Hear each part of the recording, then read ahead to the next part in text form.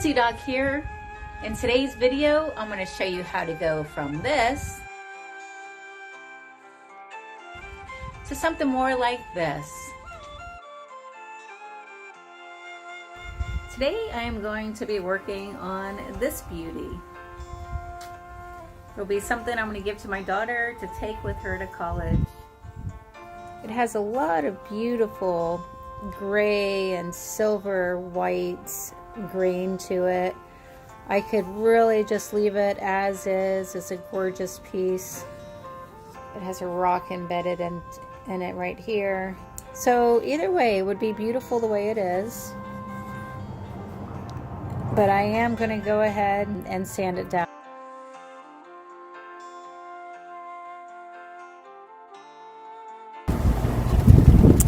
So I'm guessing some of you may frown at what I'm doing. Taking this beautiful piece of silvery white wood and sanding it down, but we'll see. I think it may come out really pretty. I'm starting this project with an 80 grit sandpaper. There didn't appear to be too much of the soft gray colored wood to remove. That's why I'm not using a coarser paper. I also didn't feel the need to use a more aggressive sanding tool. For this project, I'm starting with the small mouse sander. I thought during the shelter in place I was going to crank out a couple of the pieces of wood I've been working on.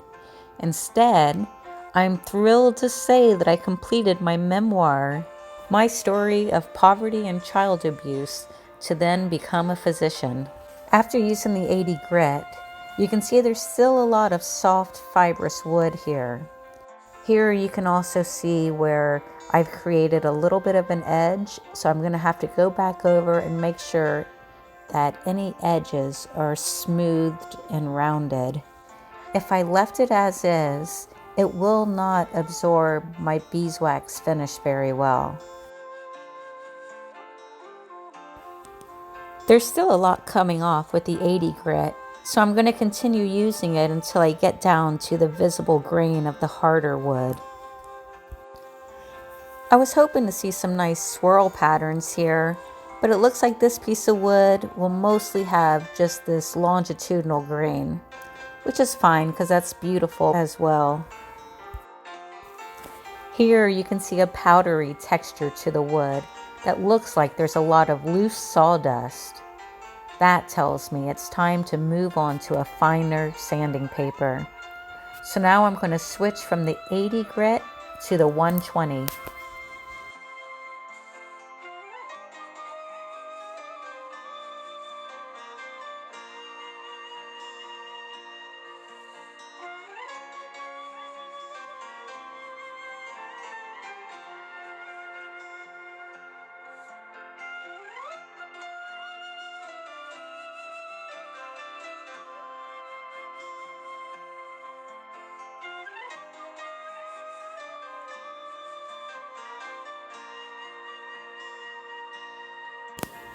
Once I have all the soft powdery texture sanded off with the 120, it'll be time to switch to either a 220 or a 240 grit. This will be my final sanding paper I use to create a slick, smooth surface.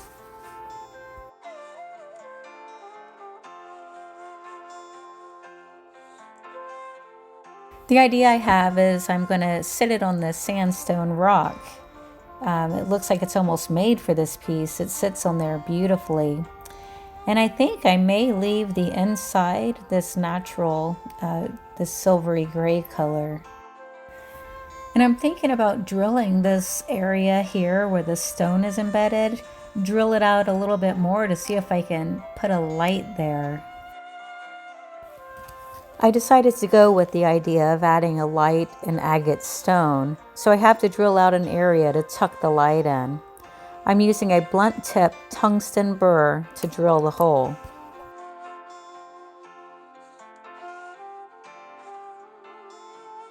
I like to finish my piece with a beeswax finish.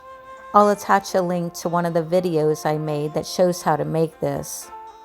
Here I'm using beeswax mixed with olive oil, which seems to work out just fine. I cover the entire piece of wood with the mixture and massage it in as I go. Since this piece of wood is so small, I'm covering the whole thing with beeswax at once.